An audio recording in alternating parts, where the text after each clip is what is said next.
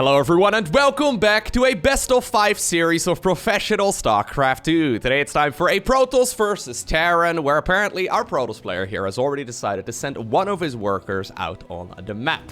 In the bottom left-hand corner of 2000 atmospheres, we have none other than Zest. And his opponent in the opposite corner with the red Terran SCVs, he goes by the name of GuMiho. Now what are we gonna do with this little Protoss probe? SCV, okay. Already moving across as well, so these two are gonna high five. Never mind. SCV apparently decided to take a left turn. Anyways, both players have now spotted that they already have a worker out on the map, so I guess we're just gonna be as annoying as possible. Zest thought for a second maybe he wanted to go for like a cheeky little max packs opener or something along those lines, but he's just gonna go for the gateway at home, followed up with a gas geyser. Now, this particular best of 5, it is the grand finals of the ESL Open Cup number 110? Or 111.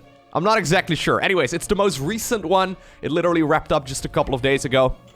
And, yeah, these two met in the grand finals. Now, it's not too surprising to see Zest in the grand finals of this particular event, because... Is that a second probe moving out? I thought he was going to harass the SCV. Alright. It's not too surprising to see Zest in the grand finals, because Zest has now won, like, 45 of these? Something like that. He has won more ESL Open Cups than anyone else, even more so than Big Gabe. I know, kind of crazy. But GuMiho apparently has been once again looking really strong recently. I haven't casted too many of his games. I mean, I've seen a bunch of them here and there, and I think I've featured a few of them on the channel as well. Zest apparently sent 2 probes out. I mean, this must have been spotted by the SCV that was building that NG bay though, right? I mean, at the very least, he now saw that there was no second pylon inside of the main base of the Protoss. Anyways, what I'm getting at, apparently GuMiho has been winning against guys like Bjorn, like, I don't know, Classic, Hero, Dream, Zaun. Looking at his match history at the very least, apparently, he's once again very powerful. Now, SCV certainly has spotted 2 probes right now. Anyways, I thought maybe we were going to go for a proxy over here, but I guess there's just some mind games going on between these two, where they're just trying to be as annoying to each other as possible. Yeah, GuMiho is going to look around at his third base. Just going to be a Stargate inside of the main. Yeah. Zest is doing things that don't really make a lot of sense, at least theoretically, but it's one of those things where if your opponent is trying to, like, play a very clever game, they might just be caught off guard, and GuMiho definitely is not afraid to play a cheeky one, so he just sees a random pylon right here in the middle of the map. That one will probably not live for too long. Stalker, I guess, is gonna move across, and followed by the Zealot as well, a little bit slower. Yeah, that Reaper is gonna take forever, so I think eventually that pylon probably will fall, but not for another little while.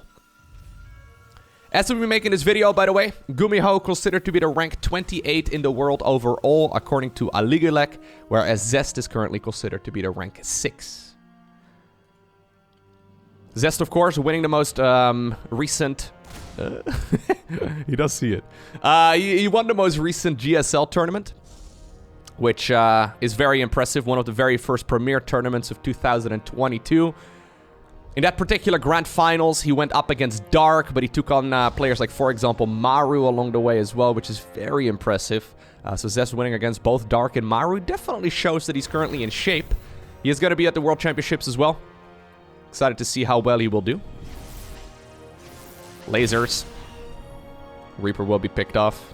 Twilight Council is a follow-up, and we're just going to go into the good old Blink opener right now after that Oracle.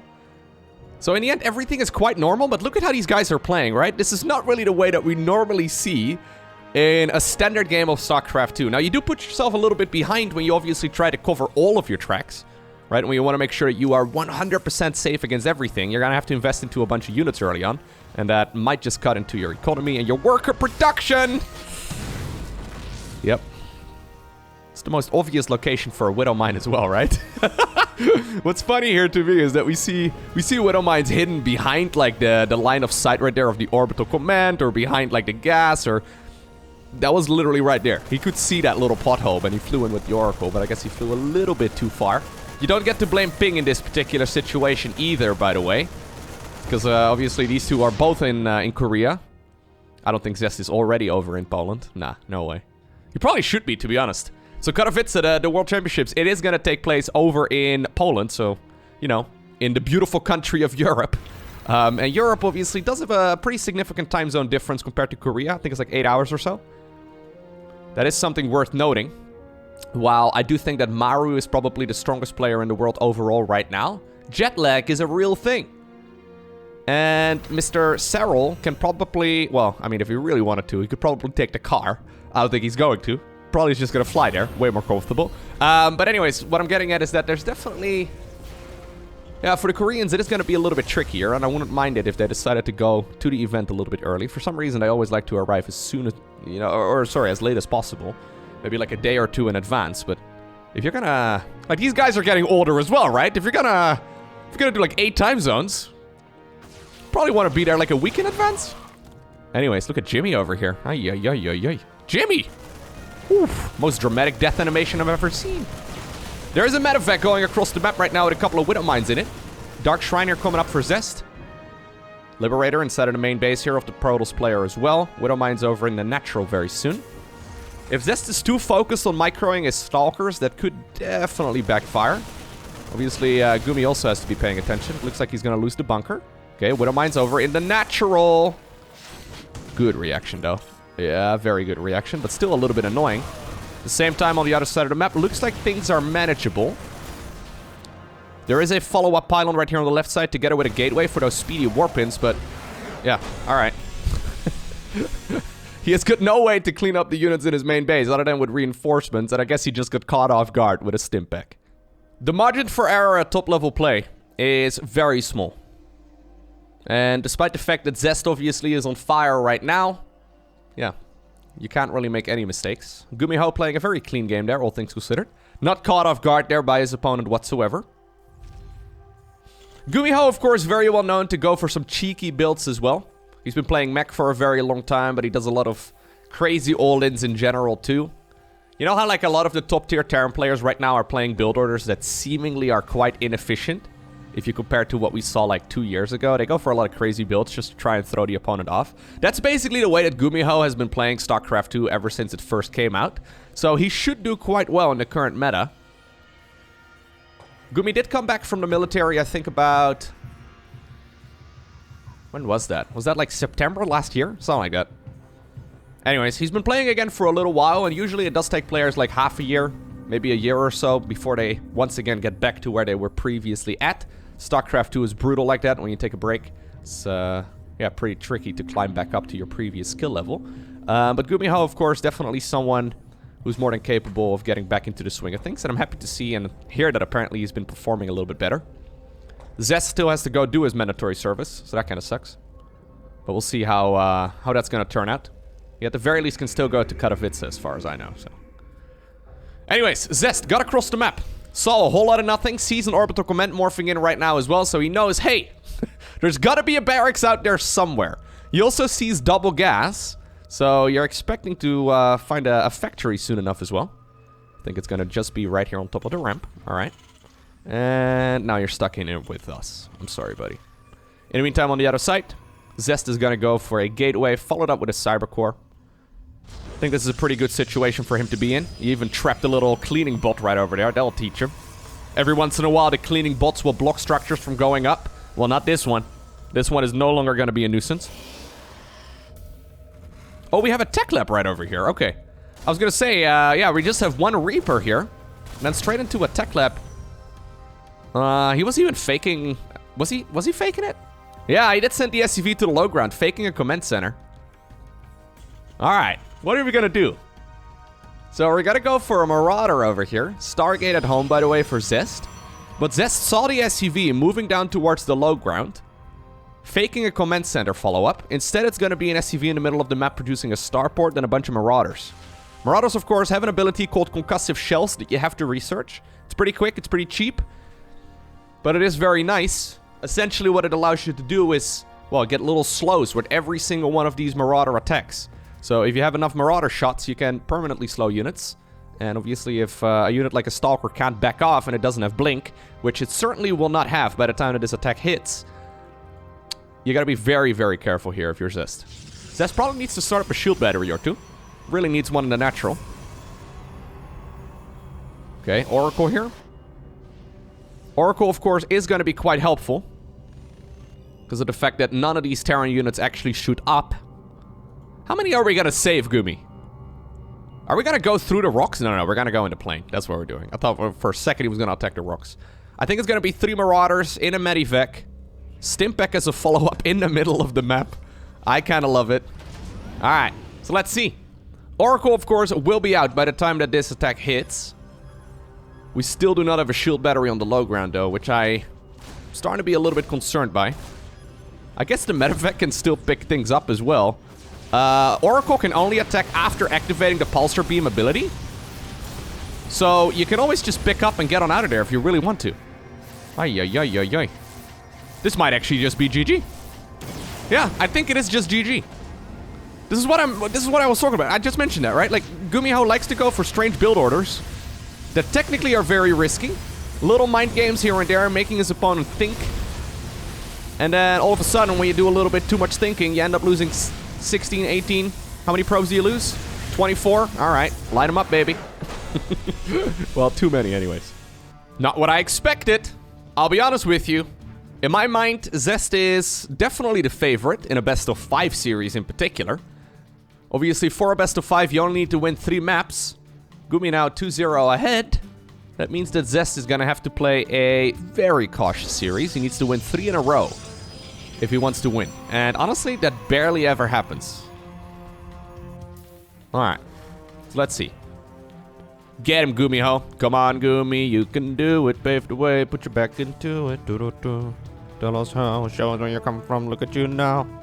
No, tell us where you come from, look at you. Anyways. What do we have? Just a good old gateway.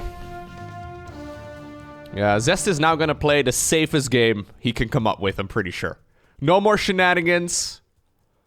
Well, I mean, safe, that's still reasonable. You know what I mean? Like, you can play safely by sending 17 scouting probes out around the map to make sure you're not gonna get proxy wrecks. But obviously, sending all your probes out for scouting early on might not necessarily be very efficient, because then you can scout that you're gonna die and do nothing against it.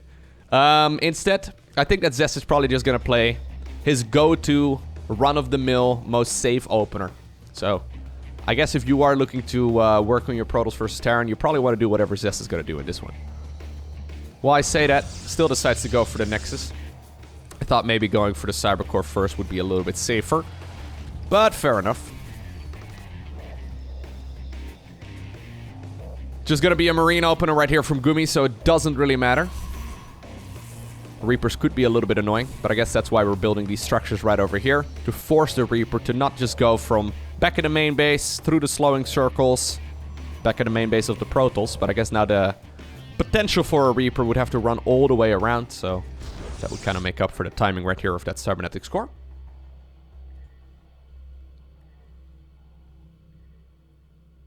Jimmy apparently feeling very adventurous. He's going to tell the good news that the probe has been gone. That's good. Or it's been pushed back. Very standard opener right here as well from GuMiho. Straight into a Stargate, by the way. So I guess Zest has scouted right here. Okay, if it's a Marine opener, you're not going to be very annoying at all. So I can squeeze out my Stargate a little bit sooner, despite the fact that it's a little bit later than it could have been, because of the fact that I went for the Cybercore first, but he also decided to delay the Warp Gates. So, yeah, maybe this is not necessarily the build that you want to play in your own games, because you could just be killed by 2 Reapers here. Could be a bit of a disaster. Anyways, obviously Zest using the limited information that he's got to be as safe as possible. Should be okay against the first couple of Marines here. Obviously, this does allow him to get the Stargate out a little bit quicker. So Oracle already being chrono boosted out before the 3-minute mark with such a quick Nexus on the low ground and continuous probe production. Nicely done. Terran so far following this up with a classical 1-1-1. So we have barracks into a command center. And even though he's going for Marines, which isn't necessarily like 100% standard, pretty much all of the time we do see that Reaper. It doesn't really matter all too much. He's going to go for the factory as a follow-up right now, and then also that starport. So factory is going to be able to pump out those Widow Mines that I think are going to be quite important if you want to defend against the Oracle. The Marines do have to be in the right place at once. Now, this Oracle is showing up a little bit sooner. You should go, Zest. Are we going to save them up? I feel like you should go. Obviously, Zest doesn't know what we know. But there's not really a whole lot available right here for the Terran player to defend against it. So here's one Widow Mine. Tucked away. In this little cradle of Terran structures. Really beautiful. Second Oracle is going to be... Are we going to go 3 Oracles? How many are we going to save up? Don't tell me we're going to save up 3 Oracles before we move in. Alright, alright. Don't fly that straight over that Widow Mine, please. Alright. Well, that's an exposed main base. Where's the Terran units? Hello. Jimmy and his crew apparently a little bit late to the party. A little bit of mistargeting here, but he does manage to get the kills on everything eventually. 6 workers and a mule. Not bad whatsoever. GuMiho, by the way, opening up with a very quick Raven, of all things. And now we're going to go into the follow-up here from Zest as well. Straight into a Twilight Council and then straight into a Forge. So real quick, these units have an ability called Pulsar Beam. That's the one on the right there, which allows them to attack. Normally Oracles cannot attack, and activating that ability costs a bunch of energy as well. So, yeah, if you decide to keep it active the entire time, not ideal. Oh, Widow Mine. Secondly, they have the Stasis Ward ability. That obviously allows units to be in stasis for a little while if you walk into the ward itself. And then, of course, it's got the Revelation. Revelation, very helpful ability. Probably the main reason why Zest decided to take a couple of these. Normally, you don't make 3 of them, but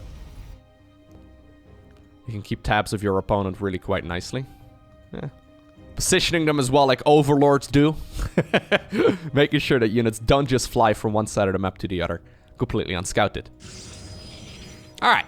So we've got ourselves a more normal game. The previous 2 have been a little bit, a little bit unorthodox. This is a more quintessential normal game of Terran versus Protoss. Other than, I guess, the Raven and maybe like the Reaper opener. But this is a normal, nice pickup right there. This is a normal game for GuMiho at the very least.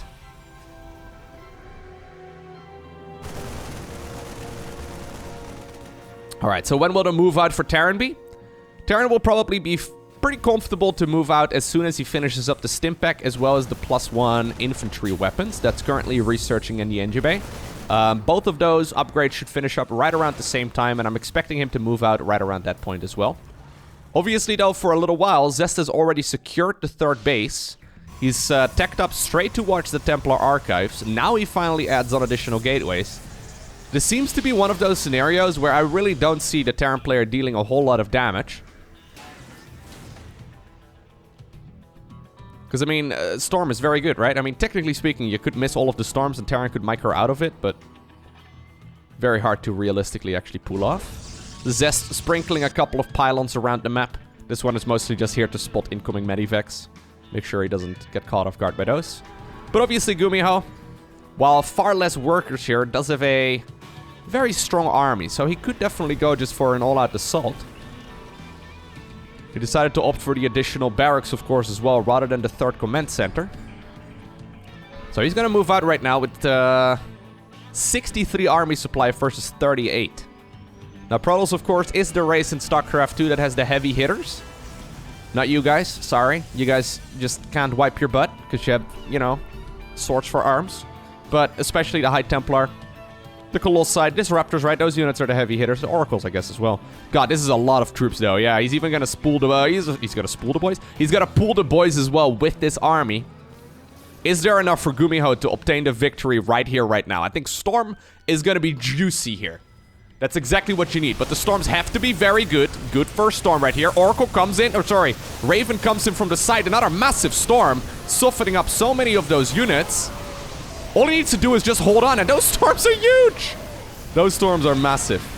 Alright, Siege Tanks are mostly being killed. Oracles, hello. Hello. Hello. What was that? Oracles could have easily killed that Siege Tank. I guess the... alright. Reinforcements are going to be taking care of that instead. Not the perfect defense right there for Zest, but still more than enough. Yeah, I think that was with those Oracles, right? I think that was a classic example of the all-army hotkey. So I guess if you want to play like Zest, just use the all-army hotkey and then fly your Oracles over the Terran bio units. Okay, maybe not. Maybe don't do that. I think they probably should have been killing reinforcements or finishing off that siege tank, something like that, right? That's probably a better use for them. Either way, it didn't really matter. Clean defense right there by Zest. GuMiho going for a build order that works really well up until a certain level, right? So you can play that build pretty much every single Terran versus Protoss up to probably like Master League pretty comfortably. And then you'll probably have to learn how to transition out of it a bit more after that. Yeah. Against someone at the top of the skill level, I don't think Zest is going to have too many issues. Obviously, there's a couple of different moves that Zest could have gone for. He could have gone into Colossi as well, which I think would have had a very similar outcome. But anyways, GuMiho trying to see if he could obtain a easy victory. Wasn't meant to be, apparently. Storm right there worked out brilliantly for him, though. Maybe he already saw exactly what his opponent was going to go for. Obviously, there's a good chance that these two face off against each other multiple times every week, so they have a lot of knowledge about one another as well. So maybe Zest saw that and he's like, you know what, I'm pretty certain if he's going to go Marine straight into Reactor and everything, that there's a good chance he's going to go straight into that, you know, that SCV Marine-based push. And at that point, Psionic Storm is going to be the go-to counter. Anyways, this time around, Zest is going to go for the cybernetic score a little bit faster. Both players opening up with what seems to be one gas. So, Nexus on the low ground. And I'm expecting a command center right over here as well. There it is. Berlingrad, of course, a pretty big map. Relatively easy to defend on as well. It's actually pretty cool. Most of the maps in StarCraft 2 either have like a ramp leading down from the natural into like the big playable area, or it's like flat, right? And this map has kind of like a little bit of both, where there's no like a ramp leading straight from the natural expansion, but there is one right over here, and well, I guess there's two more right over there. It's kind of cool. Not a layout we normally see, but I've grown quite fond of it over the last couple of months, ever since we've had this map added to the map pool. Not 100% sold in this little situation over here, so you can either kill the rocks or mine out these minerals. It comes into play every once in a while. It is quite cool, I guess, but anyways. Stargate opener once again here from Zest. Opting to, I guess, get another Oracle out. Any shenanigans right here from Gumi? We're once again going straight into a Marine here, followed up with a couple more Marines. The crew is already waiting for the first Adept to show up. The first Adept, however, got a buddy. So, 2 Adepts right here against 5 Marines. Oh, Shades, hello. GuMiho, yeah, gets the first hit in right there. A little bit of move commanding by Zest. Ugh. A little bit sloppy, right? Not really what we want. Oracle right here, trying to use its Shade ability, and it is going to be able to move straight on over towards the natural, but wants to get both of the SCVs. Hellions, though. Alright, are going to be able to kill it. Yeah, I don't really like that ult too much, right? 2 Adepts right there for what? 2 Marines and an SCV. It's not the end of the world, but it's going to make the game a little bit harder. Zest right now even opting to keep that Oracle at home. Whee! Apparently this Oracle is too cool to patrol in place. Instead it's going to run around in circles. Zest going to go for the 3rd base. It's not uncommon to see Zest go up to like 600 minerals, right? It's kind of wild to me. A lot of the top tier players are super crisp with their executions. But I guess Zest gets most of his value in a lot of these games from microing his units. So it's not uncommon to see him take his Nexus at like 550 minerals and a bunch of gas in the bank. Especially later on, he oftentimes has like warp ins available and he's sitting with like 1500 resources. And he just seems to refuse to warp in anything. Drives me nuts sometimes, but anyways, Zest seems to be very successful. 1 Hellion here. He's gonna get the full scout off. 3rd base will be spotted. At the same time, Phoenixes probably wanted to intercept this if they could have, but Widow Mines. There's a Widow Mine. There's 2 Widow Mines. One of them gets... Oh, God. Both of them get lifted. Close defense right there, but that's what I mean, right? Zest handles those kinds of engagements very smoothly, and I'm kind of sitting here thinking that he's gonna get an absolute massive detonation off, but very cleanly done right there. And now Zest is apparently on the prowl. Immediately goes straight across the map. Not a whole lot of defense here. There's 1 medevac full of Widow Mines once again, heading towards the main base of the Protoss player, but they're gonna have to deal a lot of damage to justify this.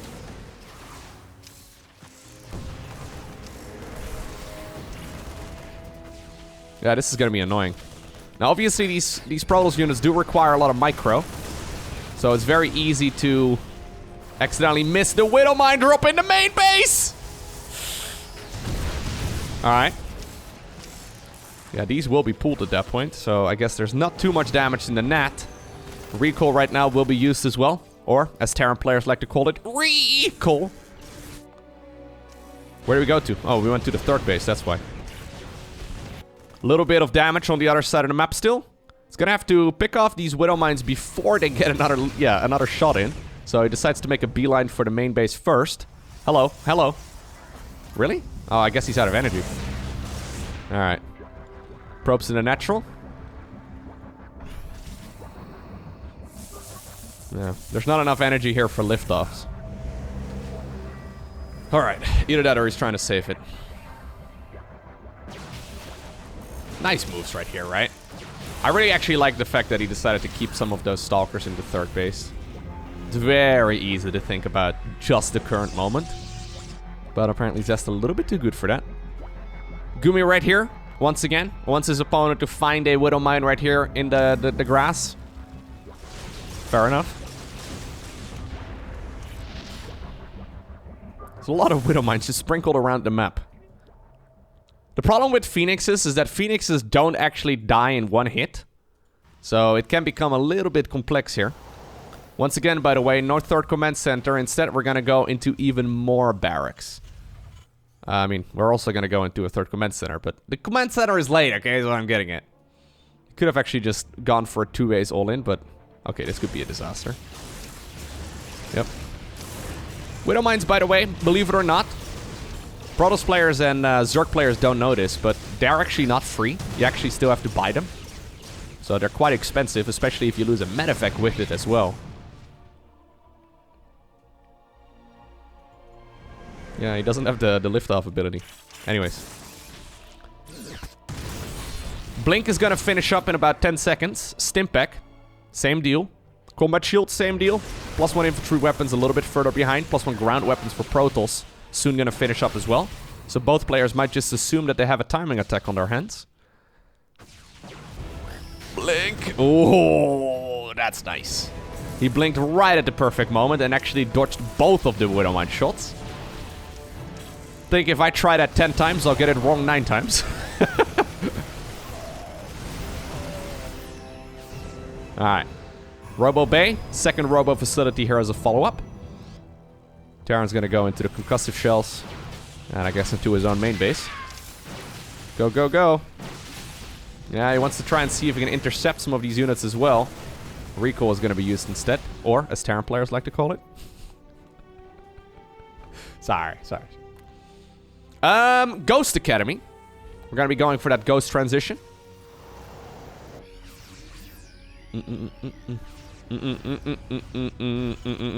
Oh wait, no, that's Primo Victoria.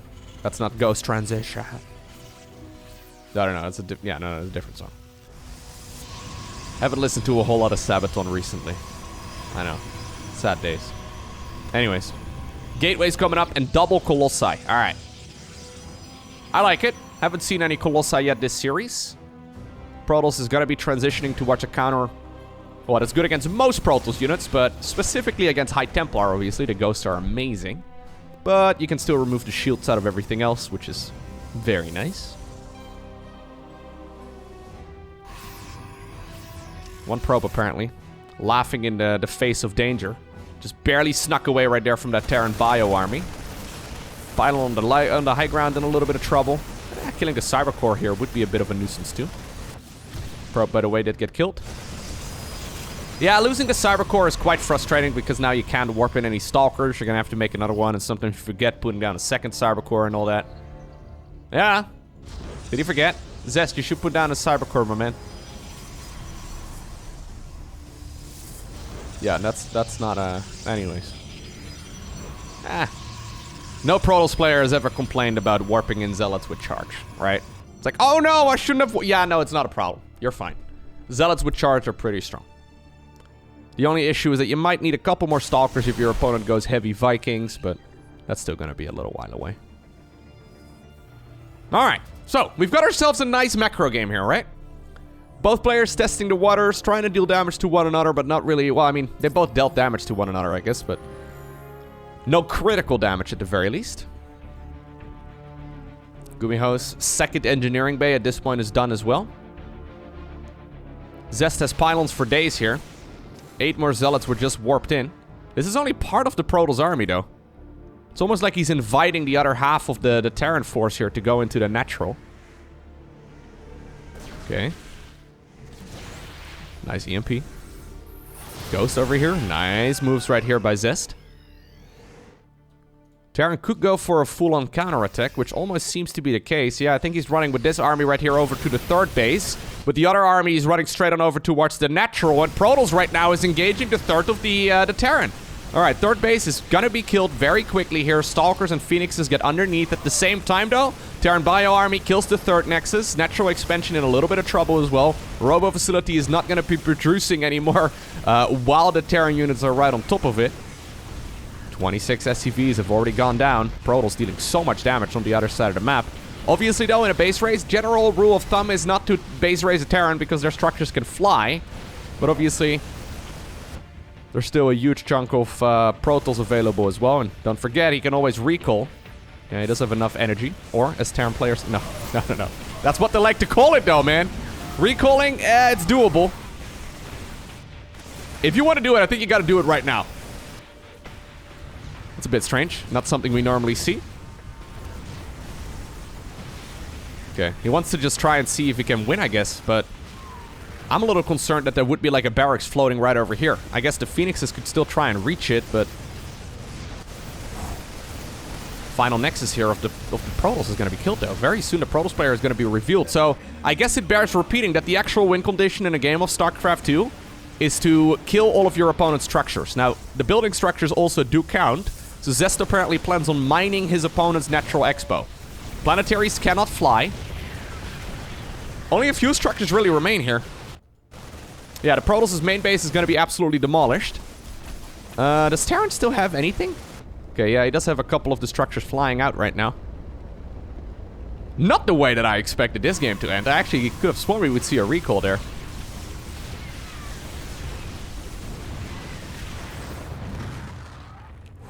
Okay.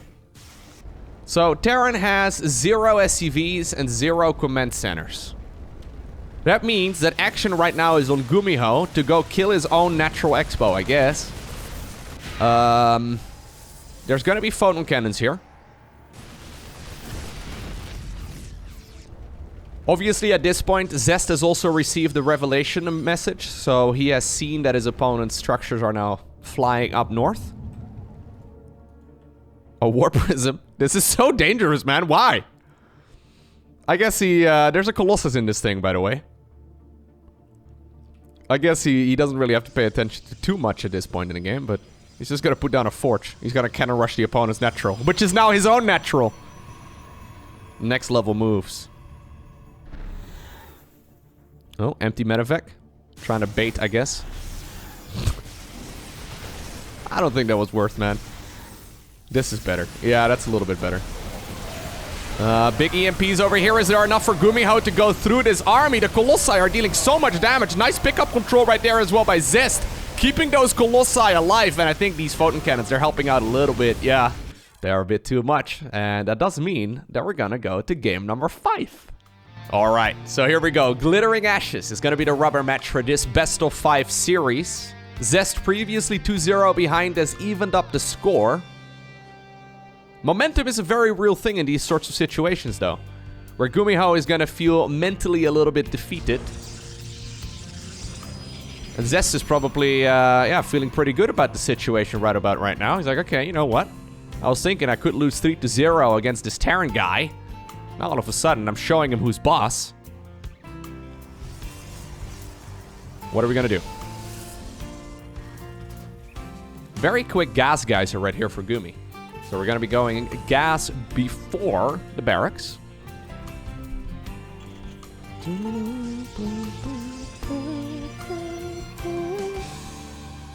Even after all these years, I've listened to pretty much all of the StarCraft songs probably 1,000 times.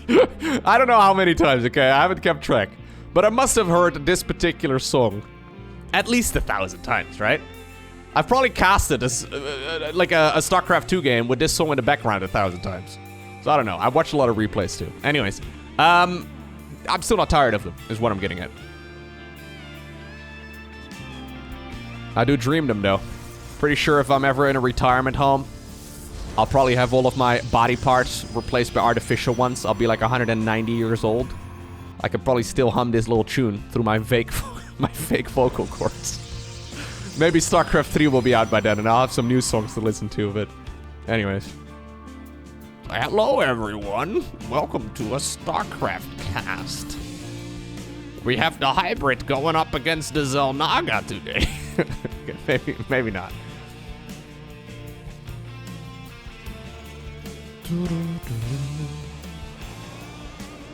Especially guitar solos, though. The guitar solos in the StarCraft songs are really nice. What are we doing? Zest. Zest pretending he's an AI right there. Did you see that? That's the way the AI usually controls the probe right there. He's going... boop, boop, boop, boop, boop, boop. That's not how humans normally control their probes, Mr. Zest. Maybe he was having a little bit too good of a time.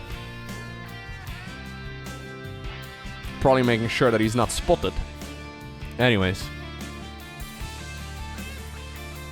Sees the timing right there of the Nexus, and GuMiho decides to back off. Maybe he wants to go in after the Adept goes across the map. Zest right now, by the way, once again, feeling pretty good about the whole thing, right? Decides to go for a proxy pylon. Twilight Council first this time.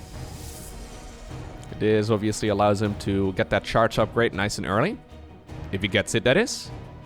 He's got no gas. Oh, we're gonna go straight into a... Oh, that's why we made the proxy pylon. Really? Alright.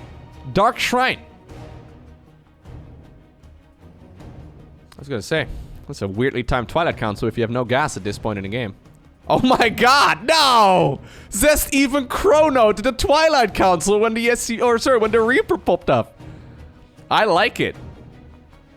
So it's hard to look at the animation if there's a chrono boost on the structure. So he was chrono boosting a structure that wasn't researching anything on purpose. So that may actually backfire. We have already seen a Raven opener from Gumi, and he does go for another one. Okay, he's not fooled that easily. I was gonna say, if he decides to skip the Raven here, that would be a little bit... Yeah, that would be a sad way to go out. You just lose to a bunch of Dark Templar. It's probably much like the very first ladder game that GuMiho ever played. Probably also got killed by... well, it probably wasn't StarCraft 1, but he probably got killed by Dark Templar then too. Very commonly made unit, of course, especially on the lower ends of the ladder, but they've definitely found their way into professional play as well. Anyways. Here we go. Here's the Grim Reaper.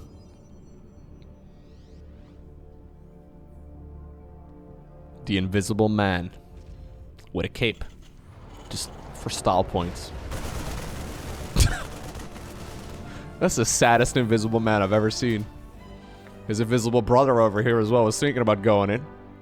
He doesn't have the same cool weapon, but... Anyhow. So what are we gonna do? Very nice beginning right here for GuMiho. The issue, of course, is that this map, it is quite big. So, sure, you can find a lot of things like this. But can you really capitalize on it very easily?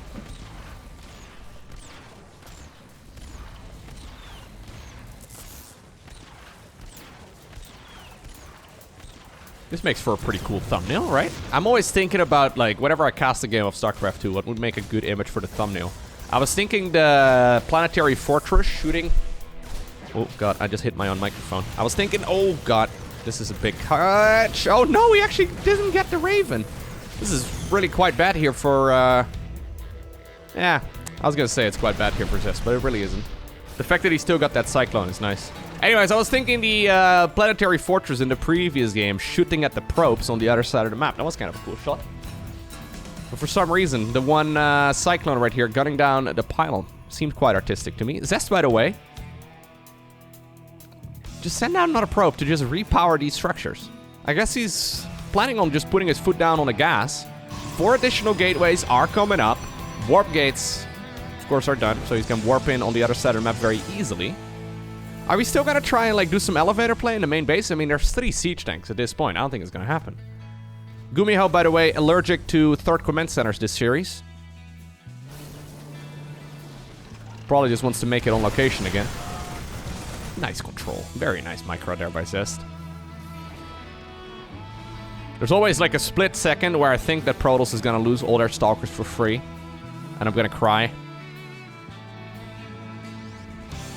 Anyways. Dark Templar in the main, Dark Templar in the natural. The Raven can only be in one location at once.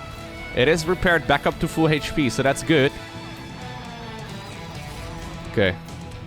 There's 3 Zealots and 1 Dark Templar in this Warp Prison. There are, by the way, like 10 gateways here. Okay, 8, 9. Why 9? I don't like 9. Can we make it 10? Or 8? Can you kill one of your own gateways? Probably not gonna happen. Anyways, here we go. We can do a big warp in over here if we really want to as well. At the same time, though, Terran's making a shove forward. Dark Templar in the natural, by the way. Already raked in 6 kills as well. Zest needs to be able to hold on at home. It seems to me that Gumi is not planning on going home. Oh, yeah, those force fields are flawless as well. Well, close to it anyways. Forcing that Terran army to stay back, which is their main purpose. Oh! Alright. Most of the Stalkers right there did manage to get out of range right there. Once again, man. Very near flawless set of force fields. This is buying so much time. Zest has got like an entire extra warp-in round because of those force fields. Once again, you know, just barely not in the perfect spot, but as long as the siege tanks can't drive up, I guess it's totally fine. Recall, by the way, used right there. Prism now also available at home. Battery overcharge on the battery in the back. Yes, that makes a lot of sense. He just wants to buy time. He knows that if he can get more of those warp-ins in, he's gonna be A-okay. Dark Templar there was killed because the Raven is still available. Siege tanks now in a little bit of trouble. GuMiho trying to micro back. Okay, Prism does end up going down here, but I think there's enough, right? 50 plus SCVs have gone down already. Probes are pulled over here, though. You know what? There is a chance that Gumi is gonna be able to win the fight. The problem is he's literally got 0 workers right now. Because there's still a few units going to town on the side of the Terran player. So he needs to win the... Yeah, he needs to win the entire game with this army that he's got. And he realizes, okay, my opponent still mining 2 bases. Still with apparently 9 gateways. He could just warp in unit after unit. And there's really no way that I can stop it. So awesome series. Hope you enjoyed watching it. If you did and you made it all the way until the end of this video, please don't forget to hit that subscribe button so you get notified as soon as future videos go up. You can even hit like the little bell icon if you really want to, and then like you get notified on your phone every time that I post a video, which is pretty much every day.